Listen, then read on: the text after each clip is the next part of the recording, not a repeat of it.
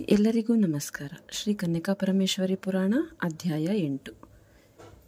ನಾವು ಕಳೆದ ಅಧ್ಯಾಯದಲ್ಲಿ ವೈಶ್ಯರು ಮಾಡಿದ ತಪ್ಪಿಗೆ ಮಹರ್ಷಿಗಳು ಹೇಳಿದ ಪರಿಹಾರ ಏನು ಅಂತ ಕೇಳಿದ್ವಿ ಅಲ್ವಾ. ಇಮ್ಮಡಿಯಲ್ಲಿ ನಿಂತ್ಕೊಂಡು ಈಶ್ವರನನ್ನು ಪ್ರಾರ್ಥಿಸಬೇಕು, ತಪಸ್ಸು ಮಾಡಬೇಕು ಮಾನಸ ಸರೋವರದ ತೀರದಲ್ಲಿ. ಅದೇ ರೀತಿಯಲ್ಲಿ ವೈಶ್ಯರು ತಪಸ್ಸಿಗೆ ನಿಂತ್ಕೊಂಡ್ರು. ಅದರ ಜೊತೆಯಲ್ಲಿ ತಮಗೆ ಇಷ್ಟವಾದ ಒಂದು ವಸ್ತುವನ್ನು ಪರಿತ್ಯಾಗ ಮಾಡಬೇಕು ಅಂತ ಕೂಡ ಹೇಳಿದ್ರು. ಅದನ್ನೆಲ್ಲ ಮಾಡುತ್ತಾ ಪಂಚಾಕ್ಷರನ ಜಪಿಸುತ್ತಾ ಕಲ್ಲ ಕಂಬಗಳಂತೆ ನಿಂತ್ಕೊಂಡು ಅವರ ತಪಸ್ಸನ್ನು ಶುರು ಮಾಡಿದ್ದಾರೆ ಅಲ್ವಾ. ಮುಂದೆ ಏನಾಗುತ್ತೆ ಅನ್ನೋದನ್ನ ನೋಡೋಣ. ಶಿವ ಸಾಕ್ಷಾತ್ಕಾರ, ವೈಶ್ಯ ಮುನಿಗಳ ಸ್ತೋತ್ರ, ವರಗಳನ್ನು ಕೇಳುವುದು, ಕೈಲಾಸ ಪ್ರವೇಶ. ದೇವತೆಗಳು, ಗಂಧರ್ವರು, ಯಕ್ಷರು, ಉರಗ ರಾಕ್ಷಸಾದಿಗಳು ಆ ವೈಶ್ಯ ಮುನಿಗಳ ತಪೋಜ್ವಾಲೆಯಿಂದ ಬಹಳ ತಾಪಗೊಂಡರು. ಆಗ ಭಗವಂತನಾದ ಭೂತೇಶನಾದ ಮಹೇಶನು ಆ ಮುನಿಗಳಿಗೆ ಪ್ರಸನ್ನನಾದನು. ಬೆಳ್ಳಿಯ ಬೆಟ್ಟದಂತಿರುವ ಎತ್ತಿನ ಮೇಲೆ ಏರಿ ಇಂದ್ರನು ಬಿಳಿಯ ಕೊಡೆಯನ್ನು ಹಿಡಿದಿರಲು, ದಿಕ್ಪತಿಯಾದ ಕುಬೇರನು, ಮಹಾತ್ಮನಾದ ವರುಣನು ಚಂದ್ರಕಾಂತಿಯಂತಿರುವ ಮನೋಜ್ಞ ಚಾಮರಗಳಿಂದ ಎರಡು ಪಾರ್ಶ್ವಗಳಲ್ಲಿ ಸೇವಿಸುತ್ತಿರಲು, ದಂಡಧಾರಿಯಾದ ಯಮನು ಸ್ತುತಿಸುತ್ತಿರಲು, ದೊಡ್ಡ ತಾಳ ವೃಕ್ಷವನ್ನು ಹಿಡಿದು ವಾಯುವು ಬೇಸುತ್ತಿರಲು, ಶೂಲ ಪಿನಾಕಧಾರಿಯಾದ ನೈಋತಿಯು ಹೊಗಳುತ್ತಿರಲು, ಸಕಲ ದಿಕ್ಪ್ರಕಾಶಿಯಾದ ಅಗ್ನಿಹೋತ್ರುವು ಸ್ತುತಿಸುತ್ತಿರಲು, ವಶಿಷ್ಠ, ವಾಲಕಿಲ್ಯ, ಅತ್ರಿ, ವಿಶ್ವಾಮಿತ್ರ, ಅಪಸ್ತಂಭ, ಆಣಿ, ಮಾಂಡವ್ಯ, ಭೃಗು, ಶೌನಕ, ಗೌತಮ, ಸನತ್, ಸುಜಾತ, ಸನಕ, ಸನಾತನ ಮೊದಲಾದ ಮುನೀಶ್ವರರು ವೇದಾಗಮ ಶಾಸ್ತ್ರೋಕ್ತ ಮಂತ್ರಗಳಿಂದ ಸ್ತೋತ್ರ ಮಾಡುತ್ತಿರುವಾಗ, ಬಾಲಚಂದ್ರಾಧರನೂ ಪಾರ್ವತೀಪತಿಯೂ ವಿಶ್ವೇಶ್ವರನೂ ಆದ ಭಗವಂತನು ಕರುಣರಸವೇ ರೂಪುಗೊಂಡಂತೆ ಆವಿರ್ಭವಿಸಿದನು. ಅನಂತರ ಆ ವೈಶ್ಯ ಋಷಿಗಳು ಸಕಲ ಭೂತಾಂತರ್ಯಾಮಿಯಾದ ಆ ಈಶ್ವರನ ದರ್ಶನ ಮಾಡಿ ದಂಡ ಪ್ರಣಾಮಗಳನ್ನು ಮಾಡಿ ಪ್ರೀತಿ ಸಂತೋಷಗಳಿಂದ ರೋಮಾಂಚಿತರಾಗಿ ಆನಂದ ಬಾಷ್ಪಿತರಾಗಿ ಅತಿ ಸಂತೋಷದಿಂದ ಸ್ತೋತ್ರ ಮಾಡಿದರು. ಓ ದೇವದೇವ, ನಿನಗೆ ಪ್ರಣಾಮ. ದೇವಾಧ್ಯಕ್ಷ, ಕರುಣ, ಸಮುದ್ರ, ವಿಶ್ವೇಶ್ವರ, ತ್ರಿಲೋಚನ, ನಿನಗೆ ನಮಸ್ಕಾರ. ಅಣುಸ್ವರೂಪನೇ, ಸ್ವತಂತ್ರನೇ, ಆತ್ಮ ಅಧಿಷ್ಠತನೇ, ನಿನಗೆ ನಮಸ್ಕಾರ. ಸ್ವರಾಧಿಕನೇ, ಸೂಕ್ಷ್ಮನೇ, ಪರಿಪೂರ್ಣನೇ, ನಿನಗೆ ಪ್ರಣಾಮ.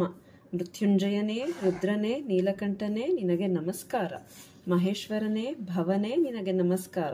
ಪಿನಾಕಧಾರಿ, ತ್ರಿಪುರ ಸಂಹಾರಿ, ದಕ್ಷಯಾಗ ನಾಶನಕಾರಿ, ತ್ರಿನೇತ್ರನೇ, ನಿನಗೆ ನಮಸ್ಕಾರ. ಸೂರ್ಯದಂತಭೇದನೇ, ಹಾಲಾಹಲಧಾರಿಯೇ, ಅರ್ಧಚಂದ್ರ ಕಿರೀಟನೇ, ವಾಮದೇವನೇ, ನಿನಗೆ ನಮಸ್ಕಾರ.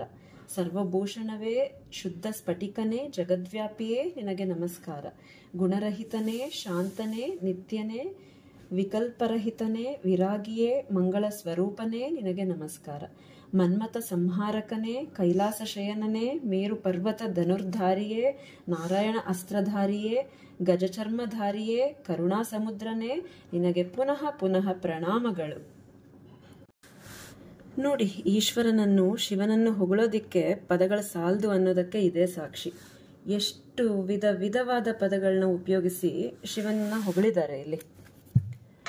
ಓ ಲೋಕೈಕ ನಾಯಕ, ಅಗಾಧವಾದ ಸಂಸಾರ ಸಮುದ್ರದಲ್ಲಿ ಮುಳುಗುತ್ತಿದ್ದ ನಾವು ಸುಕೃತ ವಿಶೇಷದಿಂದ ಮನೋಹರ ದ್ವೀಪದಂತಿರುವ ನಿನ್ನ ಪಾದ ಕಮಲಗಳನ್ನು ಕಂಡೆವು ಎಂದು ಮಹಾದೇವನನ್ನು ಭಕ್ತಿಯಿಂದ ಸ್ತುತಿಸಿ ಸಂತೋಷದಿಂದ ನಿಶ್ಚಲ ದೇಹಿಗಳಾಗಿ ಅಂಜಲಿಬದ್ಧರಾಗಿ ನಿಂತರು. ಅನಂತರ ಪ್ರಸನ್ನನಾದ ಭಗವಂತನಾದ ಈಶ್ವರನು ಕರುಣಾಕಟಾಕ್ಷದಿಂದ ಆ ವೈಶ್ಯರನ್ನು ನೋಡಿ ಮುಗುಳು ನಗೆಯಿಂದ ಅಮೃತ ಮುಖಮಂಡಲವನ್ನು ಮಾಡಿ ಮಂಗಳಕರ ವಚನಗಳನ್ನು ಹೇಳಿದನು. ಮಕ್ಕಳೇ, ನಿಮ್ಮ ತಪಸ್ಸಿನಿಂದ, ದೃಢವ್ರತಗಳಿಂದ, ಅಧಿಕ ಭಕ್ತಿಯಿಂದ ನನಗೆ ಮಿಗಿಲಾದ ಸಂತೋಷವಾಗಿದೆ. ಶ್ರೇಷ್ಠವಾದ ವರಗಳನ್ನು ಕೇಳಿಕೊಳ್ಳಿರಿ. ನೀವು ಕೇಳುವುದು ಎಷ್ಟೇ ದುಷ್ಕರವಾದುದಾದರೂ ಸರಿಯೇ, ಅದನ್ನು ನಿಮಗೆ ಪ್ರಸಾದಿಸುವೆನು ಎಂದನು. ಅನಂತರ ಹಾಗೆ ಹೇಳಿದ ಈಶ್ವರನನ್ನು ಆ ವೈಶ್ಯ ಮುನಿಗಳು, ದೇವದೇವ, ಭಕ್ತವತ್ಸಲ, ಸರ್ವಜ್ಞ, ನೀನು ಸಂತೋಷಗೊಂಡ ಕಾರಣ ನಮಗೊಂದು ವರ ಪ್ರಸಾದಿಸು. ನಿನ್ನ ಪಾದ ಪದ್ಮಯುಗ್ಮಗಳಲ್ಲಿ ನಿಶ್ಚಲವಾದ ಸ್ಥಿರವಾದ ಭಕ್ತಿಯನ್ನು ನೀಡು. ನಿನ್ನ ಪಾದ ಕಮಲಗಳಲ್ಲಿ ಭಕ್ತಿ ಇದ್ದರೆ ಮೂರು ಲೋಕಗಳಲ್ಲಿ ದೊರಕದ ವಸ್ತು ಯಾವುದೂ ಇಲ್ಲ. ಆದ್ದರಿಂದ ಅಂತಹ ಭಕ್ತಿಯನ್ನೇ ನಮಗೆ ನೀಡು. ಆ ವೈಶ್ಯ ಮುನಿಗಳ ಮಾತನ್ನು ಕೇಳಿ ಈಶ್ವರನು ಹಾಗೇ ಆಗಲಿ ಎಂದು ವರ ನೀಡಿ, ಮತ್ತೆ ಓ ಮುನಿಶ್ರೇಷ್ಠರೇ, ನಿಮ್ಮ ಭಕ್ತಿಯಿಂದ ನನಗೆ ಅತಿ ಸಂತೋಷವಾಗಿದೆ. ನಿಮಗೆ ಇಷ್ಟವಾದ ಮತ್ತೊಂದು ವರವನ್ನು ಕೇಳಿಕೊಳ್ಳಿ ಎಂದನು. ಆಗ ಆ ವೈಶ್ಯರು, ಓ ಪ್ರಭು, ಬ್ರಹ್ಮ ಇಂದ್ರಾದಿ ದೇವತೆಗಳಿಗೂ ನಿಗ್ರಹ ಚಿತ್ತರಾಗಿ ಯತಿಗಳಿಗೂ ದುರ್ಲಭರಾದ ನಿನ್ನ ಲೋಕದಲ್ಲಿ ನಮಗೆ ನಿವಾಸಿಸಲು ಅನುಮತಿಸು. ಪುತ್ರ ಪೌತ್ರಾದಿಗಳಿಂದ ಕೂಡಿ ಸಪರಿವಾರವಾಗಿ ನಿನ್ನ ಪಾದ ಕಮಲಗಳನ್ನು ಸೇವಿಸುತ್ತಾ ಆನಂದ ಹೃದಯದಿಂದ ನಿನ್ನ ಸನ್ನಿಧಾನದಲ್ಲಿಯೇ ಇರುತ್ತೇವೆ ಎಂದು ಬೇಡಿದರು.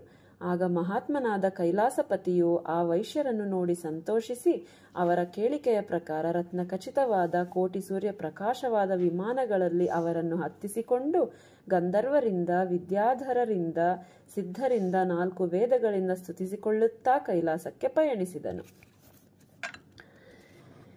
ಇಲ್ಲೇ ಕೂಡಲೇ ಗಂಗಾತೀರ, ಇಲ್ಲೇ ಹಿಮಗಿರಿಪಾರ, ಇಲ್ಲಿಯೇ ಕಣ ಆ ಹರಿದ್ವಾರ, ಇಲ್ಲೇ ವಾರಣಾಸಿ, ಇಲ್ಲಿಯೇ ಋಷಿಕೇಶ, ಇಲ್ಲೇ ಇದೆ ಮುಕ್ತಿಗೆ ಮಹಾದ್ವಾರ.